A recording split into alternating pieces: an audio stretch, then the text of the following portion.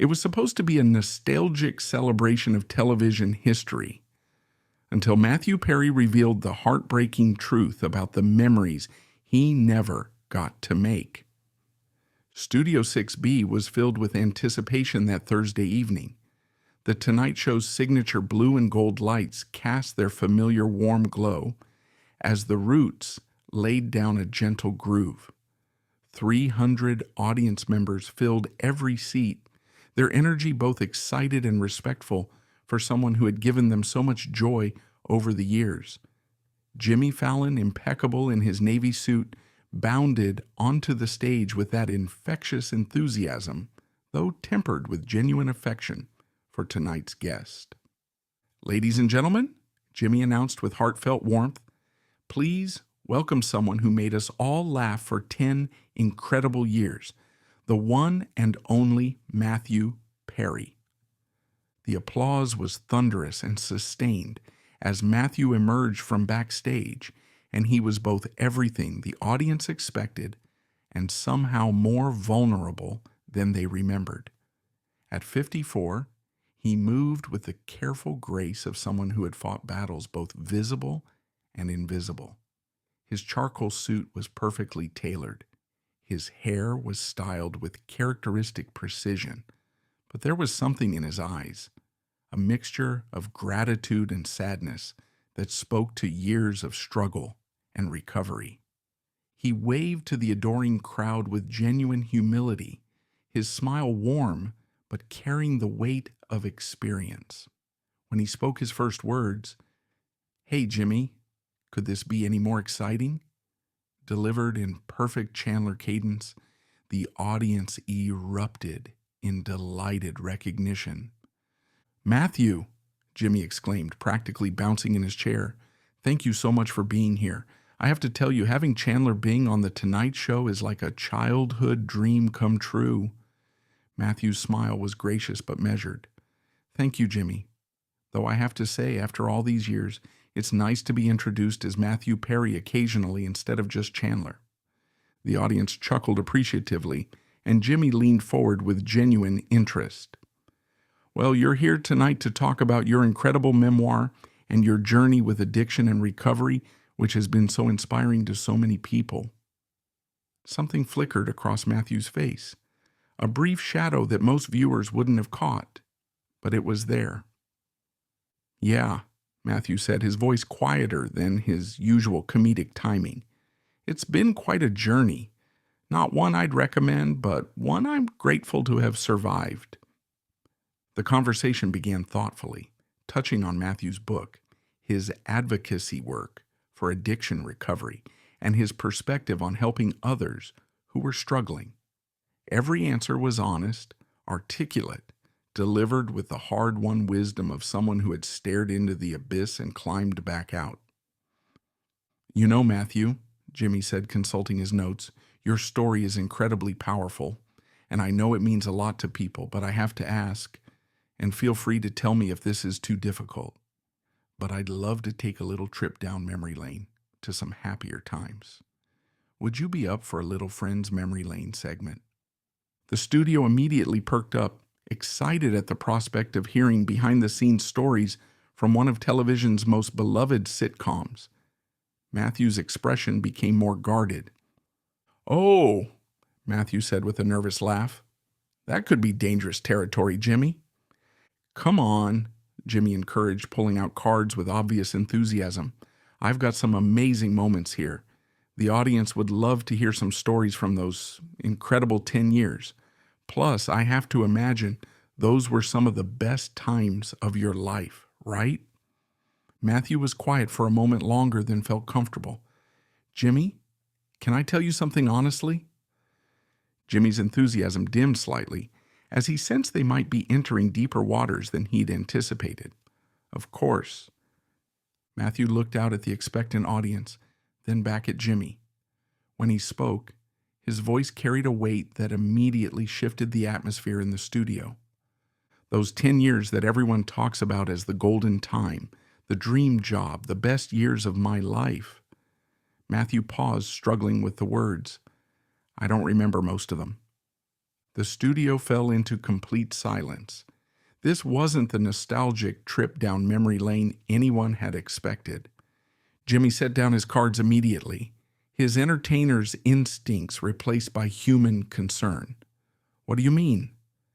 "I mean," Matthew continued, his voice getting stronger but more pained, "that from seasons 3 through 9, I was so deep in my addiction that I was basically sleepwalking through what should have been the most incredible experience of my life." The audience was transfixed. This wasn't the Matthew Perry they knew from interviews and talk shows. "People ask me about my favorite moments from Friends, my favorite episodes, my favorite behind-the-scenes memories with the cast," Matthew said, tears beginning to form in his eyes. "And I have to pretend I remember because the truth is too sad to say out loud." Jimmy made a decision that transcended television. He stood up from behind his desk and walked around to sit in the chair beside Matthew. This wasn't entertainment anymore. This was one human being trying to support another through a profound admission of loss. "Matthew," Jimmy said gently, "what do you remember?" "Fragments," Matthew said, his voice breaking. "I remember being constantly anxious about whether I was funny enough, whether I was hitting the marks, whether people would notice that I wasn't really there. I remember the physical pain of withdrawal between takes. I remember the terror of trying to perform comedy while my brain was drowning in substances." The pain in his voice was so raw that several audience members were visibly moved. "But the joy that everyone talks about," Matthew continued, "the bonding with the cast, the magical moments, the sense of being part of something special, I missed it. I was there physically, but I wasn't present for my own life." Jimmy stayed quiet, letting Matthew continue.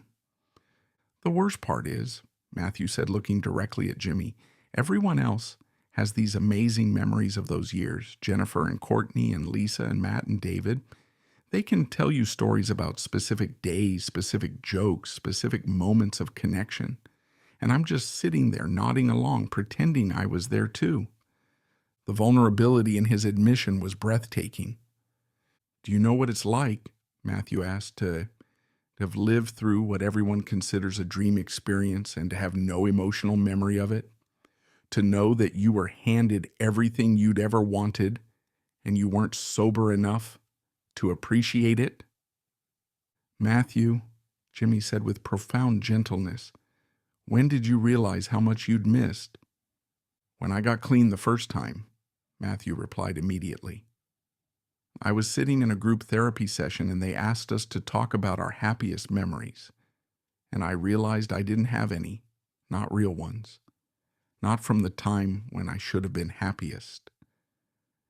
Tears were flowing freely now, and the sight of Matthew Perry crying was somehow both heartbreaking and healing. "I watched some old Friends episodes in rehab," Matthew continued, and it was like watching a stranger. I could see this person who looked like me, sounded like me, was supposedly me, but I had no connection to him. He was performing my life while I was absent from it. The studio was completely silent, except for the sound of Matthew's quiet sobbing and the occasional sniffle from audience members who were deeply affected. "The thing that kills me," Matthew said, his voice barely above a whisper, "is that I can never get those years back. I can get sober, I can recover, I can build a new life, but I can never go back and be present for the experience that defined my career, my friendships, my entire adult identity." Jimmy reached out and put his hand on Matthew's shoulder. "But Matthew, you're here now. You're present now. You're having this conversation, being honest about your experience, helping other people who might be going through the same thing." "But what if it's too late?" Matthew asked, and there was something almost childlike in the question. "What if I miss the best part of my life and there's nothing else that will ever compare?"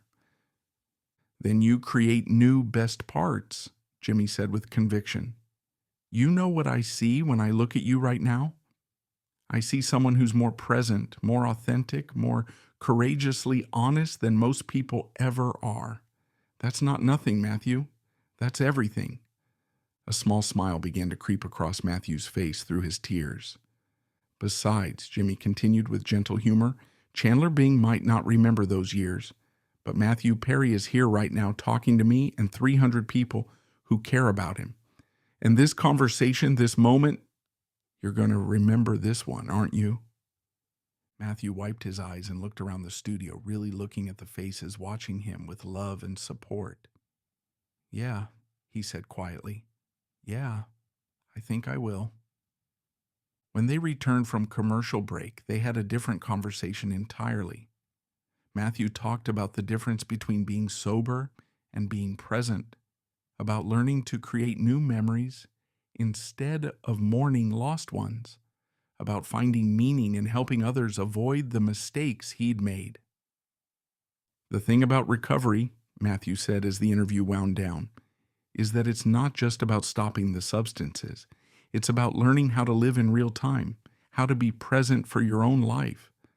I may have missed some of the past, but I'm not going to miss any more of the present. Jimmy nodded thoughtfully. So, in a way, this is your real beginning. Maybe, Matthew said. And for the first time in the entire interview, his smile looked completely genuine. Maybe the best parts of my life aren't behind me. Maybe they're just starting. But perhaps the most meaningful response came from a recovering addict who wrote, Mr. Perry, I thought I'd lost everything to my addiction, including the good times I couldn't remember. After watching your show, I realized I haven't lost everything. I've lost the past, but I still have the future. Thank you for showing me that recovery isn't about getting back what you lost. It's about creating something new. It wasn't just late-night television. It was a reminder that presence is a choice, that it's never too late to start showing up for your own life, and that sometimes the most beautiful thing about recovery is not what you remember, but what you choose to build moving forward.